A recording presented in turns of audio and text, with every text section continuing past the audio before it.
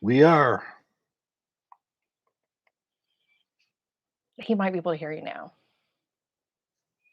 Cincinnati. Yeah, Jim, he was saying we are before I had even clicked the live button.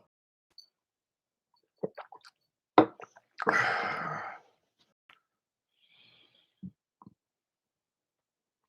going to give it 2 or 3 minutes. Let everybody drift on in here before we get going. Chicago behind the lines. Number 2 from Cincinnati. Yes, 2 dogs. The assault terrier Levi, Cypress,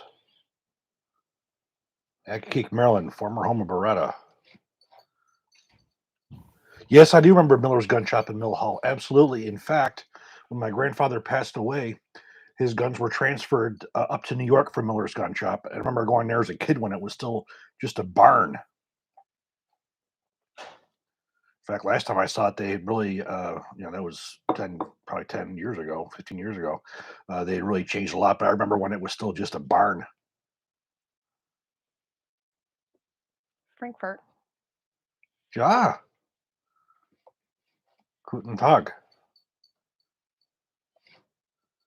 Facebook, yeah, I will. I said, Mill Hall is that little tiny town, isn't it? that's the town right outside where my grandmother lived. Yeah. Mill Hall, and you have Norway. I love my international guys.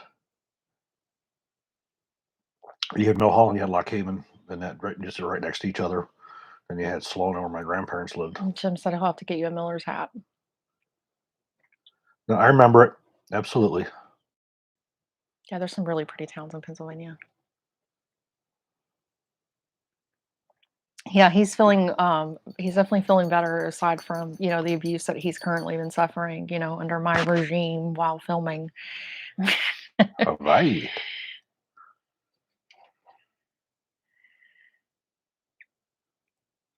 New York expatriate. While you guys are coming in, I got a really exciting gun just in right now. I just Hey, picked it up Adnan. from Adnan. I just got from Brandon. It's got X2 Dev Group. This is a specialized rifle that was developed solely with the intent of special operations in conjunction with them. It is a new rifle. It's still an AR-15 type rifle. This barrel is unlike anything I've ever seen. It's actually a 3R rifling instead of 6. It's a heavy fluted barrel.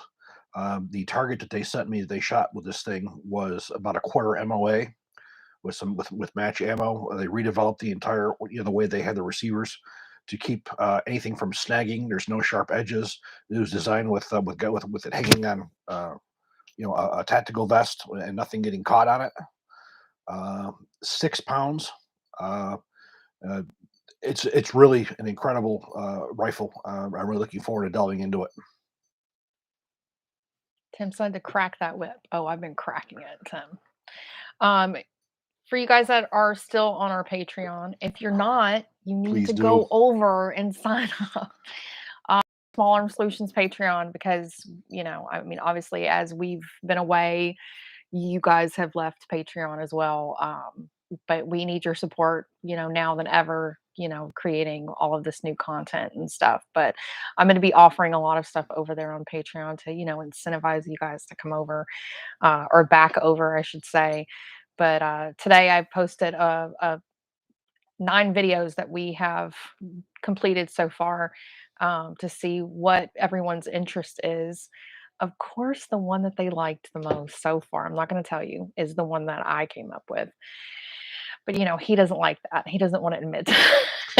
On Monday, we got something exciting coming up. Hang on. Okay. But based on whatever wins, those videos will be released as a sneak peek to you guys on Patreon. So thank you so much for your support. And if you're not on there, please go join. We will be doing our first ballistics video. We have gotten some of this ammunition in from Fort Scott Munitions, which is a tumble on impact bullet. They're also a distributor for clear gel, the clear gel ballistics gel.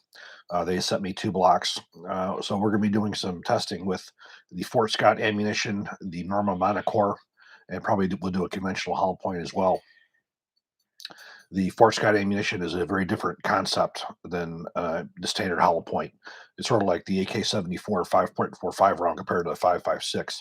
5.56 comes apart, multiple wound channels. The 5.45 stays together, and all its damage is done through the bullet tumbling. Works very similar to the pistol. It has incredible penetration as well as the terminal performance. So we're really looking forward to doing that.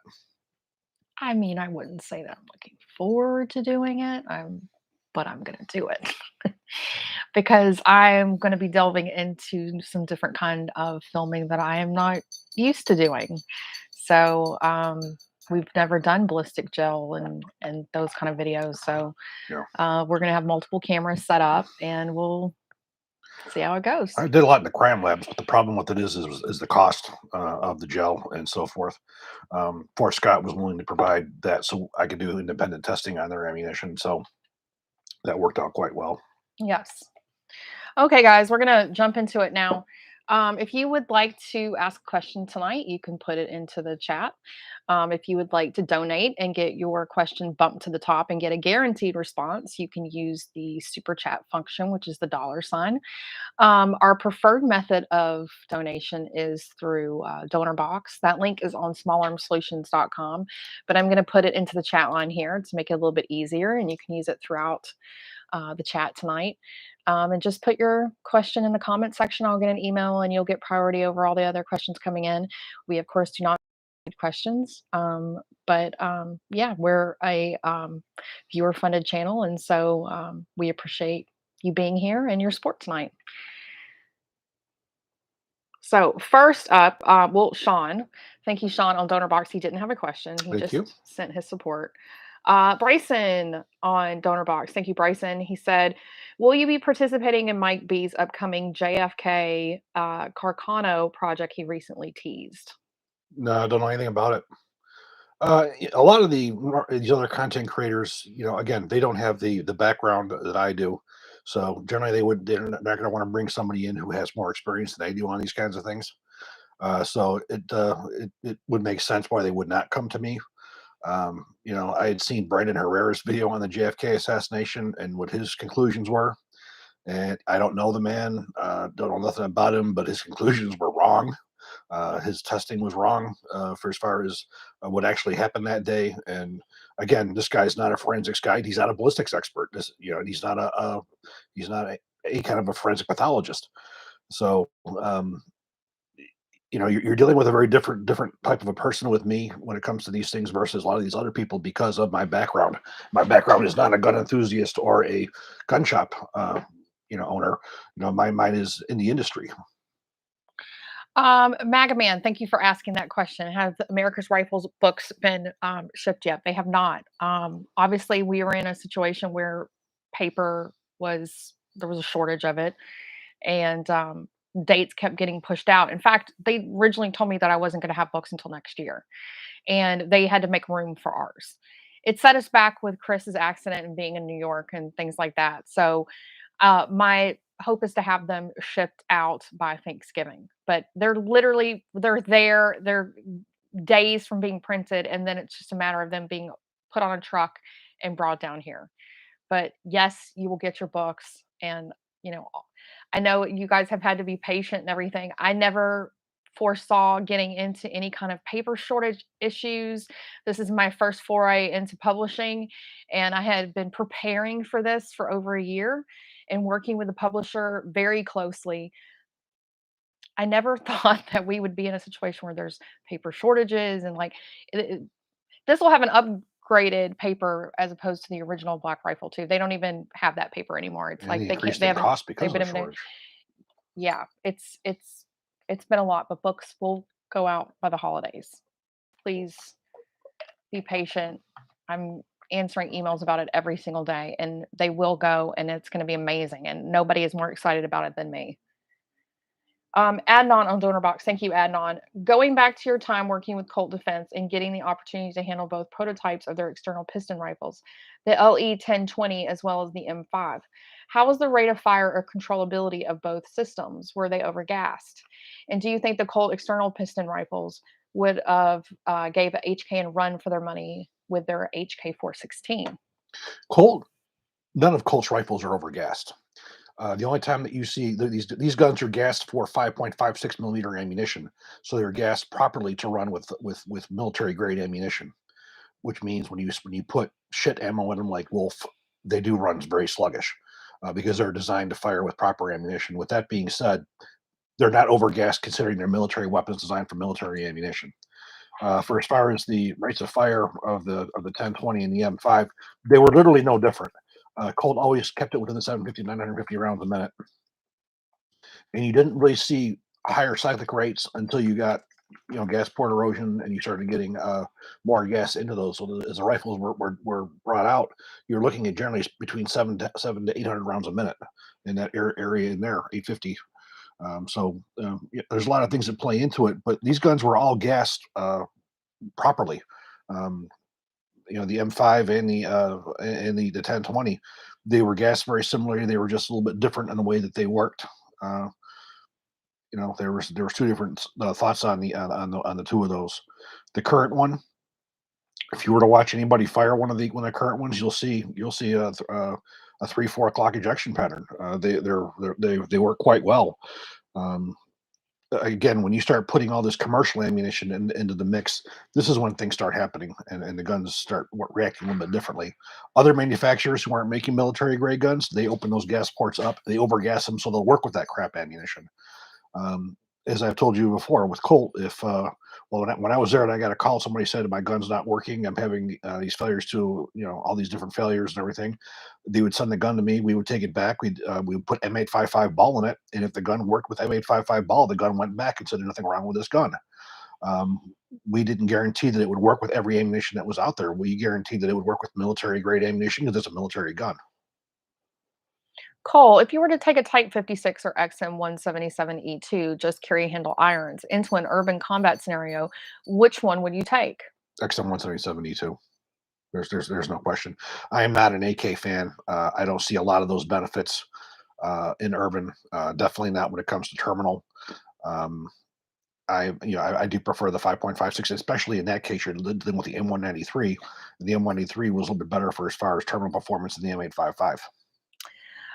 Thanks for the recommendation on the rifle speed gas block for my AR-15 pistol build. Can you recommend a better H2 capture buffer system for use with law than the JP Enterprise Capture H2 buffer I have? You don't need to have anything like that. Just go with a standard, say a Spring Co. And a standard H or H2 buffer, depending on your system. Interesting you talk about rifle speed. We just did testing with the rifle speed this on Monday. I'm going to be building another rifle from scratch with the rifle speed for this video as well. And then come to find I'm having problems with one rifle I'm trying to suppress, and the only solution is going to be a adjustable gas system, and we're going to be fixing that with a rifle speed as well. So you're going to be seeing quite a bit of rifle speed coming out of us over the next several weeks. Mark, I actually told him about your comment after the Q&A on Sunday, Which one? because I didn't get a chance to read it. I thought it was funny. Because and you have to understand, like, and I'm filming with him now, so it is very, and I haven't said anything to him about it. So Mark is the guy who said on the last Q&A, he goes, "I noticed the other day you were wearing your pinky ring and gold bracelet. Have you been watching The Sopranos?" Yeah, this was my dad's pinky ring. Uh, yeah, my, my That is last name that is New York my culture has last been name is rubbing off on is Bart. him. Yeah, I'm Italian, but it's Biatch. Sono io. What? It's Biatch, which means I'm sorry, and something means I'm me. She's a Texan. She doesn't understand. Ooh, shots are fired. Dang, he's see now She tells me that you're not a real Texan. normally he's very offended, and now all of a sudden he's a Guido from New York. Yeah, she tells me I'm not a real Texan, but I am a real Italian from New York. She Wow. can't take that. the North versus the South here, guys. South is gonna win. I don't know. They never played cowboys and mobsters.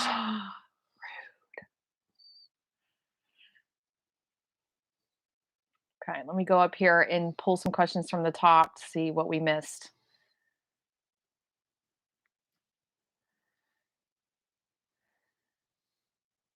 Dylan says, "Miss you guys. The FFL I work at is on the verge of being closed due to Biden zero tolerance ATF. I may be leaving the gun industry soon. Thank you, Chris and Heather, for all your hard work." This has It's been funny that going on like crazy. you're saying that too, because yeah. New York, most of the gun shops in the area where I'm at, in Rochester area, have all been shut down because of that. You know, when you go to get try to get lines of credit with banks, they put you in. They put gun people in the same area they do with people who run sex stores as well as ones who have marijuana shops. It's they have to pay higher rates if they even give them credit. ATF is doing a number on on just any kind of little thing they can do to take someone's license. Yeah, it's an attack. There's no question. Do you know if the IWI 77 grain OTM is any good? I have never used it. However, um, Henry Chan over at Nine Hole Review, he's used it quite a bit, and he's had good luck with it. Quite frankly, Black Hills Mark 262 is it's the finest 5.56 millimeter round on the face of the earth. Unfortunately, I have access to that, so I don't really bother with the IWI. I don't need it. I already have the best. But according to Henry and some of his results, he's had some good luck with it. So, you know, I'll defer to somebody who's actually used it on their opinion. What do you think of the new Vistava M19 MCS rifle? I haven't really had a chance to take a look at that one yet. That's one of the ones that is on my radar to take a look at. I just finished up with the 5.56 ZPAP, and I do want to take a look at a couple of other rifles as well. But the guy's been sort of hard to get a hold of recently. Why all the Armalite DPMS drama with the AR-10? If Colt bought the rights to it from the original Armalite, why didn't Colt introduce it to the commercial market first? Well, if you take a look at the book Black Rifle, it explains that Colt did buy the rights for both the AR-10 and the AR-15 when Stoner and the hell's his name? Fremont. I forget the name, but the gentleman who worked for the advertising agency, the sales agency, when him and Stoner were traveling around the world, they were demonstrating both the 5.56 and the 7.62. And throughout the world, when they were testing it, everybody liked the 5.56. So Stoner and this gentleman called Colt and said, stop gearing up production for the AR-10 and just go with the AR-15." That was it. That was the last time Colt ever looked at it. But you also have to understand when you look at the original AR-10 versus today's Armalite and today's DPMS, they are different rifles in size. All the rifles you're seeing today were the ones that were based off of Stoner scaling down his AR-10 to have parts commonality with the AR-15. They're not the same size receivers, not the same size bolt carrier groups. Everything's been scaled down so you could have the same receiver extensions and buffers and a fire control group, and so forth. So the rifles are different. Again, DPMS versus Armalite, you're looking at the rear of the receiver. DPMS uses a round rear on the upper receiver, where Armalite uses more of a squared off. And squared off was basically what the original AR-10 was as well. Why DPMS did what they did, I have no idea. It's not nearly as strong, in my opinion, as the Armalite pattern, but everybody does something to be different. Thoughts on Geisley's Super Duty 11.5 upper? I think that it's a good upper. I think it's overpriced. I think you can get other stuff that's just as good at a lot less of a price. Quite frankly, I'd be looking at a Centurion with one of their CMR rails on it, which we can even help you out with getting a good price on with that. Just as good of a barrel, cold hammer forged chrome line barrel, just as good. And it's probably going to be at least half the cost, if not more. And it's going to be just as good. And who knows, even better. And it's going to be lighter because the handguards that are used by Geisley are significantly heavier than those by Centurion, and the Centurions are just as good. Okay, so I'm going to go ahead and plug in the Centurion codes in the chat so you guys have them. They're usually always in the description bar of all of our videos as well. There's three different codes. There's a SAS rifle code that'll get you 3% off of a complete rifle. There's 5% off uppers and lowers, and then there's 10% off of everything else on there. So that would be barrels. So that's because you were talking about barrels, right? So that's code, that last code would give you 10% off a barrel. So save you a little bit. Would you prefer an LMT 6.8 SPC or an LWRC 6.8 SPC? LWRC. And reason being is LWRC uses the proprietary magazine that's a vast improvement over the converted AR-15 magazine. Um, so basically, you're gaining reliability due to having a proper 6.8 magazine, where LMT is using the same one everybody else uses, which is the modified. Um, LWRC has done more work on the 6.8 for as far as rifles probably than any other company. They also have the current Spec 2 chamber, so if you were able to find any Spec 2 ammunition, which gives you extra power and extra oomph behind the 6.8 that it was designed to have, this rifle will take it. Um, I do have the 6.8 barrel for my LMT. Again, it's a Spec 1, which is a SAMI spec. But when I got to Texas out here, I wanted to go hog hunting, and that was sort of why I had that rifle, and it's just really never happened because of my health. But the rifle that I set up for that hog hunting was an LWRC 6.8, and to me, again, that's the creme de la creme of 6.8 rifles. NGWS runs up to 100K PSI. That being our new brass limit, wouldn't any weight at 4,000 FPS be a better long range projectile than the 135 grain at 3,000 FPS? Yeah, but there's a lot of things to take into consideration with this. Again, you're looking at 90, 100,000 psi, but once you add the suppressor to it, you can probably jack that up well over 100,000 psi. But you also have to understand that you're having a steel base on the back of that case to prevent it from blowing out because that pressure is so high. It's a bad idea. Quite frankly, I don't care what projectile that you use. It's a bad idea dealing with those kinds of pressures. Um, yeah, that's really all I want to say about that. I'm awed that the army went this route, and we'll just have to wait and see what happens because I don't see good things in the future for this caliber and this rifle. Is the fixed carry handle A2 dead? The only factory RO727 clone I knew was Bushmaster, but with Franklin Armory owning them, they don't make the A2 upper patrolmans anymore. Well, a lot of this came down to when they had the big, push on gun sales. A lot of the manufacturers where they were instead of putting out the customized A1 receivers, A2 receivers, they could just produce M4 type receivers at much cheaper and much faster and sell them like crazy. They weren't spending the time to make the limited numbers of the A1 and the A2 upper receivers. Is it dead? Military use, yes. Again, optics are the current thing now, and I don't see it going rearward. Commercially, there's certainly a retro market for it, but the retro market tends to go more towards the A1 type, more of the original. I do expect at some point you'll start seeing. The problem is getting the forgings. The forging companies are not making the forgings, so the other companies they can't machine them out. I remember talking to the gentleman who owned he's the head of marketing over at Wyndham Weaponry, and they wanted to build an A2, but the problem was is they couldn't find any forgings, which is why you haven't seen it. He's been looking, he's been looking, he's been looking, but he hasn't had any luck finding it. So that's the thing is getting the forging companies to start producing some of these more oddballs again, so it needs to become available again. Why is nobody making pencil 14.5 or 14.7 barrels and carbine gas length except for a few makers for a ridiculous price? Well, I know Criterion's making something that's some very light. You're still getting some of the Brownells ones. You occasionally see those. Again, 14 and a half inch, you're better off with a mid-length gas system with it anyways, than you are with the carbine length. But last I knew, Brownells was still producing some of their 16 and 14 and a half inch barrels that were pencil. Again, I just saw Criterion. I got one of the Criterion ones here actually just not too long ago. Um, I thought that Green Mountain was doing them also, and I thought Daniel Defense was doing them. But, yeah, I actually thought there was more companies that were doing it, but again, a lot of companies are getting away from the carbine length guests and going to the mid length when they can do it. Any thoughts on the cheap PSA Blim GF3s?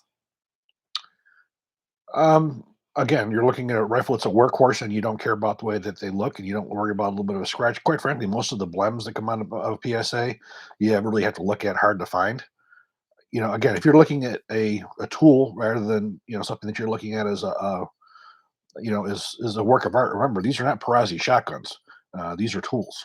So they're going to get banged up. They're going to have some dings on them, and if you treat them as such, those kind of things won't bother you too much. Thank you, Biggin. Do you have any experience with proof research carbine fiber barrels? And do you know of any problems getting my rifle speed gas block pinned and welded also to it also using a Centurion Arms bolt carrier group? Well, I have not really messed with them because they're a precision barrel. I'm not a sniper. I'm not somebody who's going to go out and try and get a quarter MOA.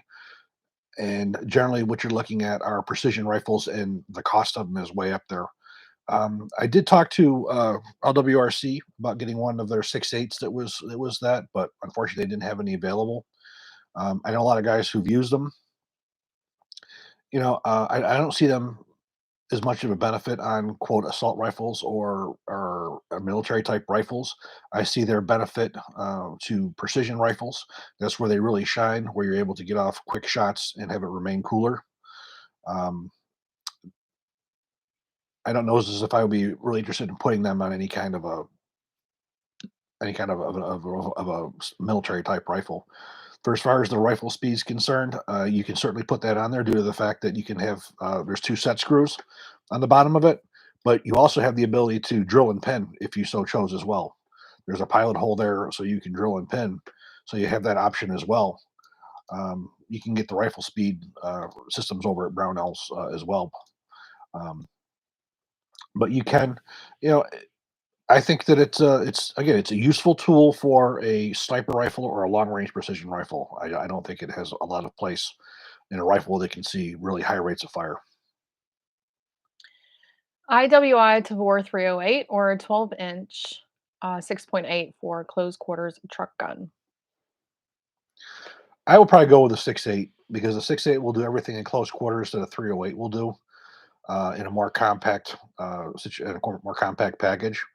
Um, even the Tavor in 308 is a lot larger than the 5.56, and again, the 6.8 is based off of a 5.56 gun, so it's going to be a smaller gun. So I think I would probably stay with the 6.8. What companies do you recommend? I can't speak. What companies do you recommend for anodizing XM gray?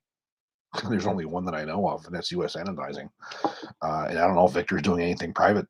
For the longest time, he was only doing ones for OEMs. He wasn't doing anything for anybody private. So what a lot of people ended up doing is they've given up on trying to do anodizing of that type color and going to a Cerakote, just because I don't know why it's so hard for people to do that particular color, but it always has been. I've looked at that into that for years. Brownells had a hell of a time with that when they brought out their retro guns.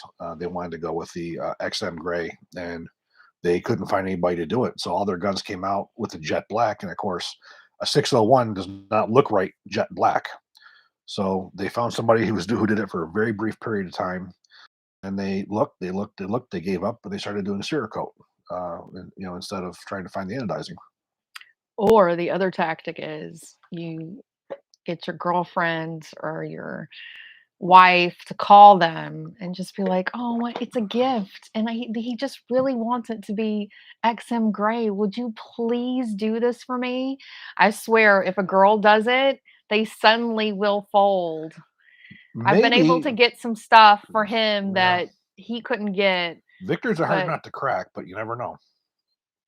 I bet I could get you XM gray if whatever it takes, right? Merry Christmas. If you had to choose 55 grain 223 or 62 grain 223 for 200 yards or less target shoots. If I could get my hands on a 62 grain full metal jacket, I would go with that. Not the M855, but a 62 grain full metal jacket without the penetrator core. Yes. Sean said half a nip and that's it. Yeah, you don't even need a whole one, just like half of one.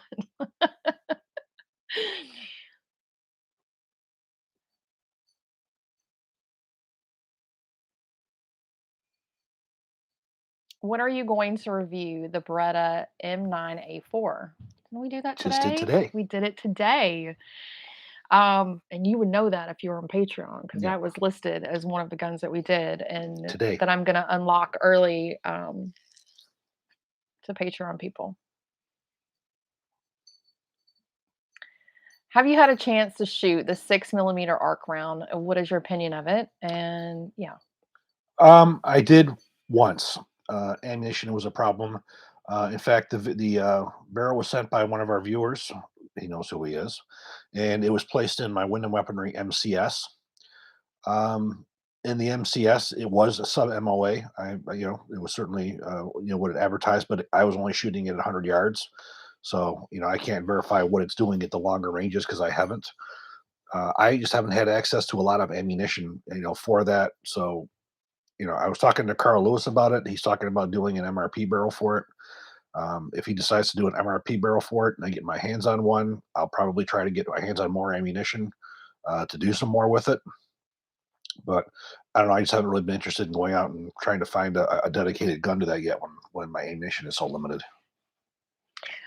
Tad on Donor Box, he didn't have a question. Tad, I'm gonna send this over to Chris once it's done. It's funny because Tad went on vacation and he's been holding on to this for a while. And the places that Tad where you were going is places that he's wanted to go before. So I'm gonna send this over to him because Chris will enjoy.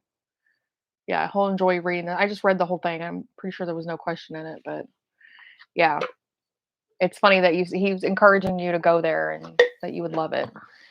And it's funny because he's actually talked about that place before, Tad. So it's like, yeah, I I'll don't know send what that she's over to talking him. about, but okay. Well, I'll send it over to you.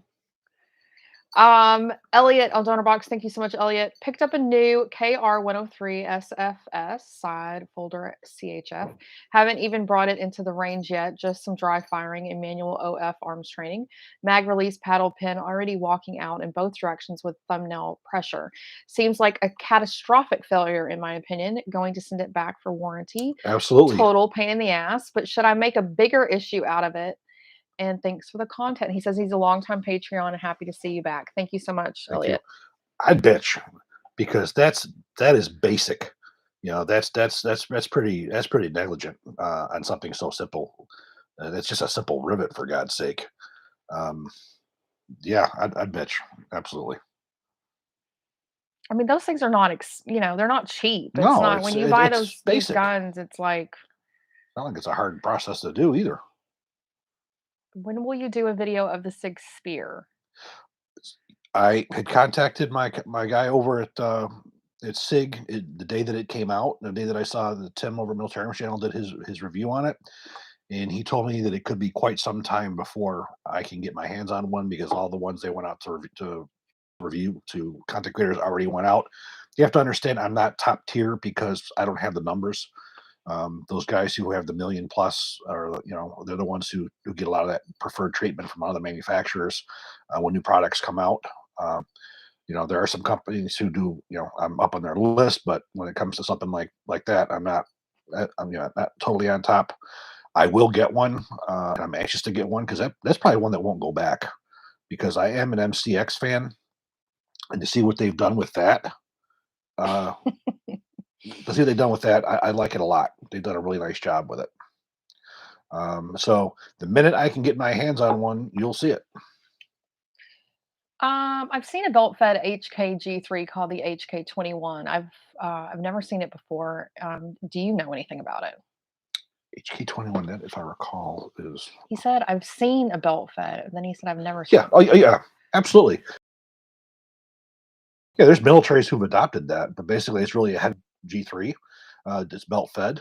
They have bipods for them, tripods for them, regular mounts for them. Oh yeah, they're quite common. In fact, if you go into HK's military catalogs, you'll find them.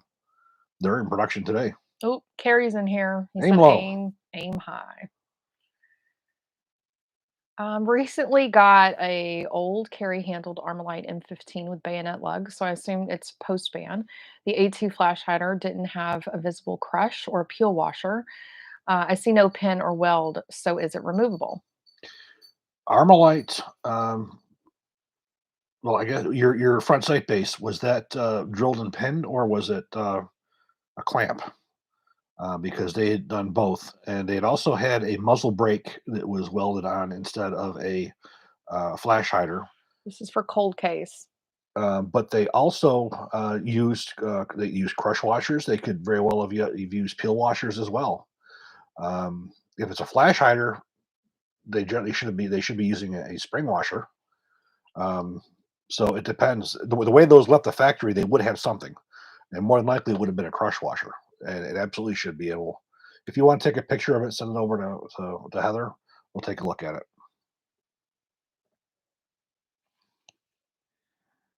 But back in the days when the band era, I had spent some time over at Armalite at the factory because it wasn't too far from where I was at in Wisconsin. In fact, I just talked to the former president today, Mark Westrom. I just talked to him today. Thoughts on a Faxon 18-inch pencil profile rifle length gas system for a 308 AR-10? Sure. Faxon makes absolute gorgeous barrels. They're continuing to make new calibers. I'm very much interested in the 8.6 Blackout. I just found a source for ammunition for it, so that's one of the ones I'm going to be working on is trying to get one of those. And I talked to my guy over at String or at Silencer Co. And he said that my 36M will take the 8.6 as well, so I will have a suppressor for it. So we're going to be seeing some of more of the Faxon stuff, and I'm also interested in getting my hands on one of their 308s. Chris, Colt is selling AR-15 A4s again. Do you think that they are old stock TSP or third-party parts? Oh, they're not. I Colt guess TDP. hasn't made A4s in years. All the ones that pretty much that we've seen that are coming out of Colt are, of course, they're third party parts. Um, the way you would know if it was a real government one or not, it's not going to have an M4 upper receiver, and it's not going to have an M4 barrel extension. It's going to have a rifle receiver and a rifle barrel extension. It's going to have an F mark front sight base. There will not be an M4 over the gas tube. It will have the T marks on top of it, and you will see CMP one slash seven NATO written on it. Um, and the lower receiver will not be marked carbine. The current ones are marked carbine because they're using the same lower receiver for everything. The original ones did say AR-15A4 on them, so the ones you're seeing now, I doubt would say AR-15A4. I'm sure they just say carbine on them, which again, that's not something that I'm too fond of myself. I am trying to get my hands on one of the new M5s as well. Arrow versus PSA. Arrow. There's nothing wrong with PSA, for a beginner. But I have to say, Arrow has always been one of my favorites. I've never gotten a bad part from Arrow, and I've used their parts for many years, probably over 20 years. They do a lot of OEM stuff as well. That's how I learned about who they were.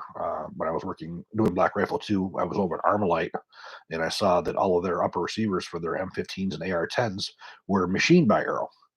So that was really the first time that I ran into those guys and saw who they were. If the M16A5 were to be revisited, what would you want out of it? I would want something that splits the difference between the M16 and the Mark 12. Well, I want a cold hammer forged barrel, just for sure. I would want a free floating handguard on it, absolutely. I would want a heavier profile barrel going all the way because if you're going to have a longer barrel, you should have one that can be used as a DMR type rifle, so you get the accuracy out of it. I would want their trigger replaced with a two-stage selective fire trigger, so that way it could be used for precision, but it also could be switched over to auto, and with that heavy barrel, it could be used as a light support weapon. You could Going with an A5 type system, you could make that gun very versatile, to serve a couple different roles, whatever would come up. But I would have it set up more for a precision rifle that could be switched over to a light support weapon if need be. I'm sorry if you're having audio trouble, but unfortunately, there's really nothing that I can do about it. It could be internet issue on our end. It could be a YouTube issue. It just, I unfortunately I can't climb through the y'all's computers and fix it. or know what it is on our end because we're not getting an error message saying that it's spotty, but it just sometimes it just, sometimes it happens. I'm sorry. Carrie says, Heather, how are you doing? Heather's tired, but I'm doing okay. Filming lots of good stuff. And yeah, he had me back out at the range on Monday. For the first time in what, 3 years, I 4 years? knew you were going to say that. See? Carrie, I was talking to And you know what he said? This is what he said. As men, you're going to know when you put your foot in your mouth without actually like meaning to do it. So we leave the range after being there for a few hours. And so he says to me, because he thinks this is a compliment, he goes, wow, I didn't think that that wasn't as painful and miserable as I thought it was going to be. And I went, wow, shit. Okay. What's that supposed to mean? He goes, oh, I thought you were going to complain. It was going to be really bad. many years ago, she did not I was like it. like, great. Many years ago, Awesome. when I would bring her out, we would just do filming. I would go back out the next day to do a lot of testing, or I would go the day before. So I would run my, say 500 plus rounds through a particular No, gun. that's not what would happen. Yes, it is. No, that's not what would Yep. happen. So then she would just go out just for that. Where this time we went out. I'll pull my son down and he'll tell you what really happens at the range. Yeah. You Well, asked this man before leading up to it, how many guns? How many guns do we have? And he's like, five. And then like the morning of, he'll be like seven. And then so like I do my seven and then I'm packing up and he's like, no, no, no, we're not done. There's more.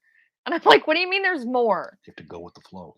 And then he's like, oh, like there's five more. I'm like, that's not what I signed up Go with the for. flow. This is what happens when you work together. It's rough up in these streets.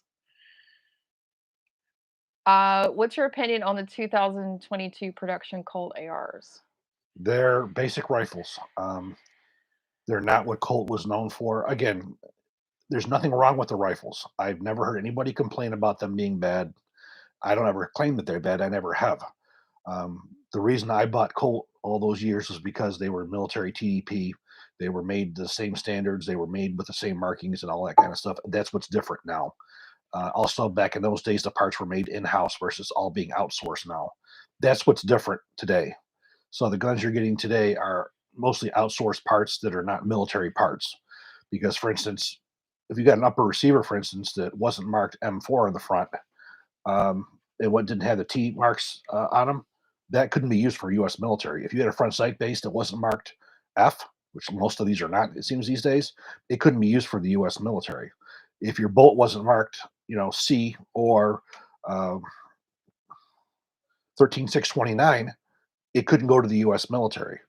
Um, so you definitely know there are parts now that they're using that they couldn't use on their military guns, where before all the parts were the same, just just a different lower receiver and a longer barrel, and a semi-automatic only fire control group. All the other parts were the exact same. That's what the difference is today. Um, Again, I'm not telling you the guns are any better or worse. Just back in those days, you knew you were basically getting a U.S. military M4. Carrie said, well, at least you didn't hit me with flying parts. No, she didn't.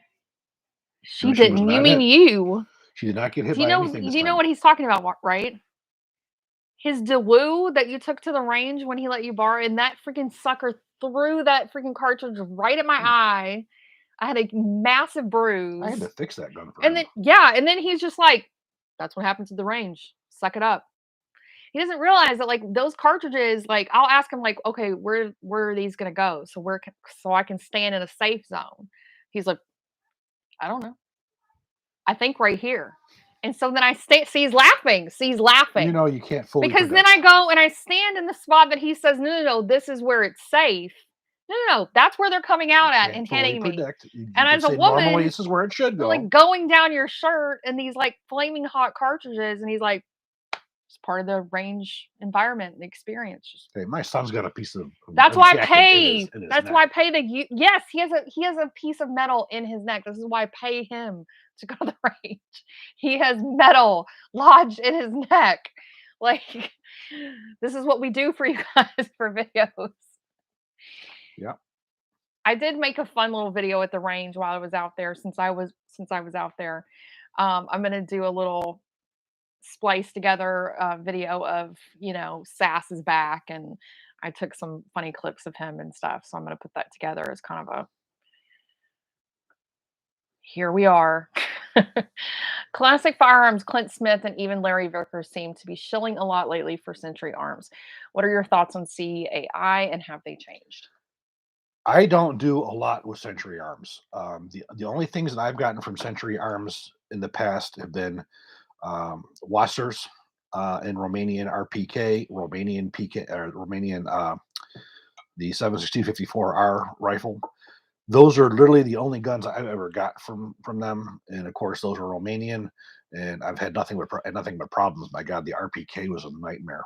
The first one, the bolt didn't want to close unless you slammed it because the operating rod, when it was welded on, was bent. The second one came in, I couldn't. That problem was fine, but I couldn't put a magazine in it because it was out of spec. And then the third one, it was shooting minute of air hanger door.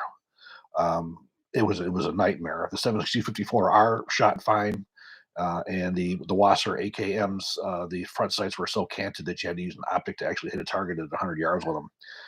Now, that's not that those are the Romanian guns for as far as the guns that they're making there. I haven't really used them. I don't show for nobody. As I said, if I like something, you know it. No one's paying me. I don't have, Definitely no one's yeah. paying us. No one does anything like that for me. If I tell you I like something, it's because I do. But we also Um, don't accept it. And yeah, and and here's the thing about it, because somebody else was coming for Tim in the chat on Sunday about, because this shilling and how yeah, videos tend to become commercials. yeah. That's not Tim It either. well, it's neither here nor there. Being on the other side of like the business side of it, you have to make money at what you do. And YouTube is literally handcuffing you from doing it if you are doing gun videos. Yeah, So we haven't done it. I don't accept the checks. I say no, but it's hard and people are trying to make a living. So I mean, and that was the whole premise of the channel is I wanted to create an environment that gave you an honest opinion. That's why when I say, here's codes for Centurion or here's a code for G96 or challenge target, because we only in Manta, we only have like 5 codes and that's it. yeah. Because those are the products that he has used forever and he can put his name Hmm. on. And I know a lot of guys tend to put their name on, a lot of different products. And so then it becomes less authentic. And so I totally understand.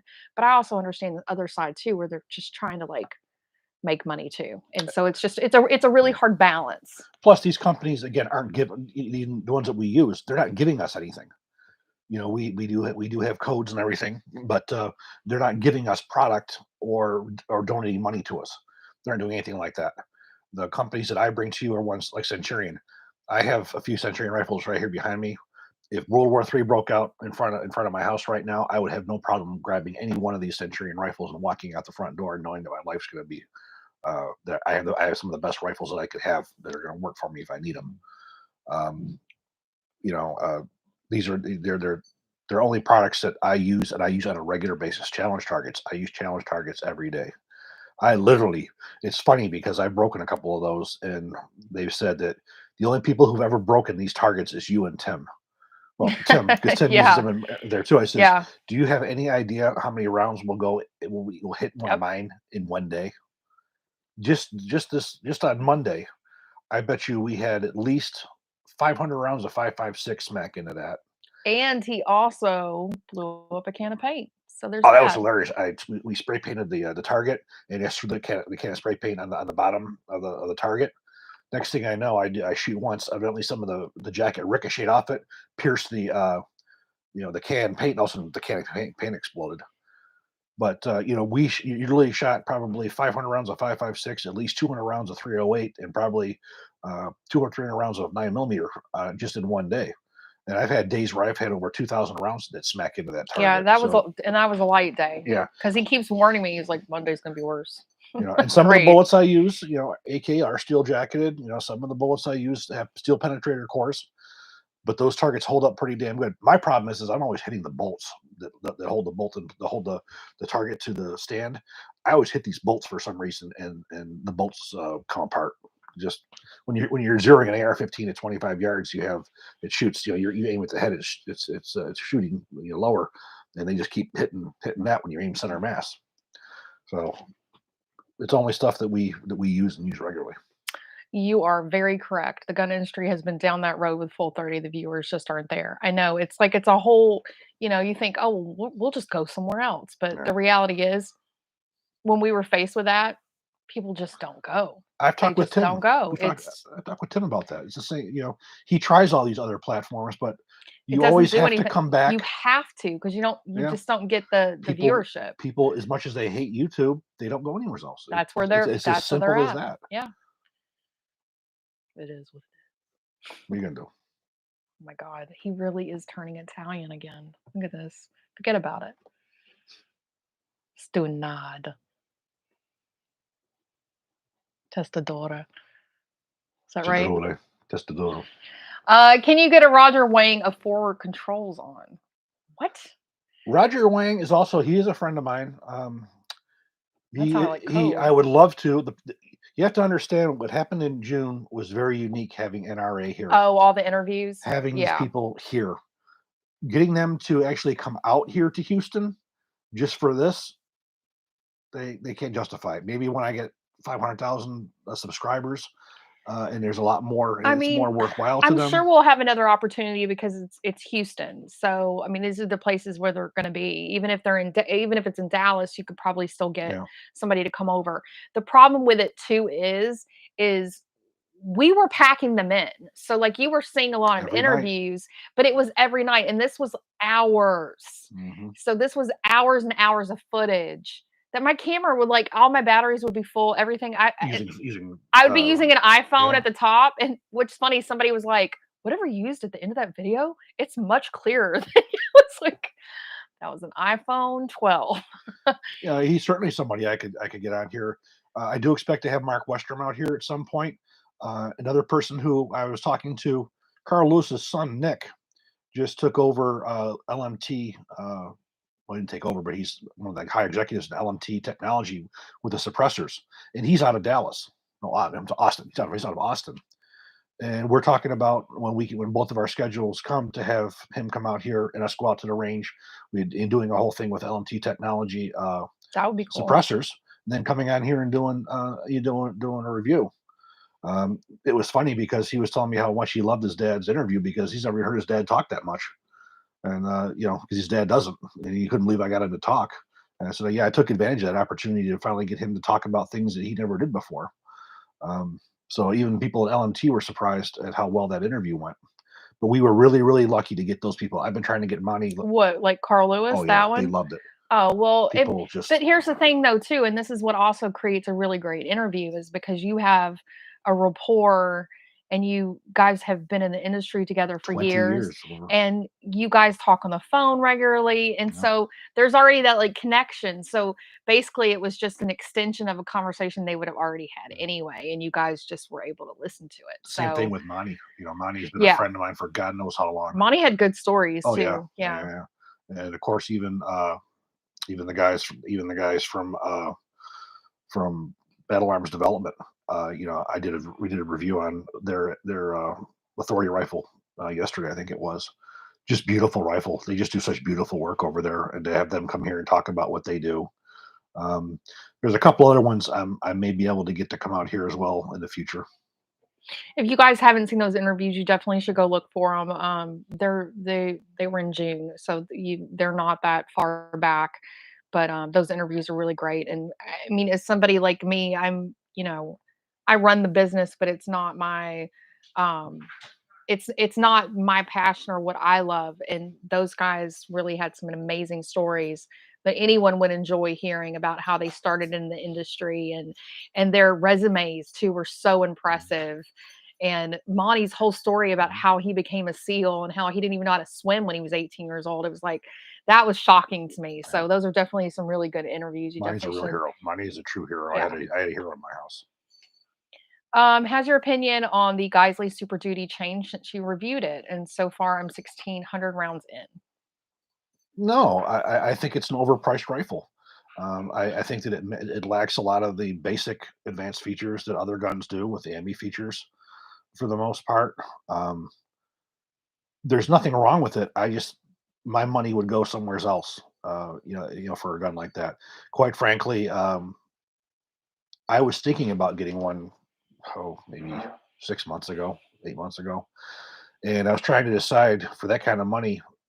Did I want to get that or did I want something else? I ended up going with the Radiant Arms.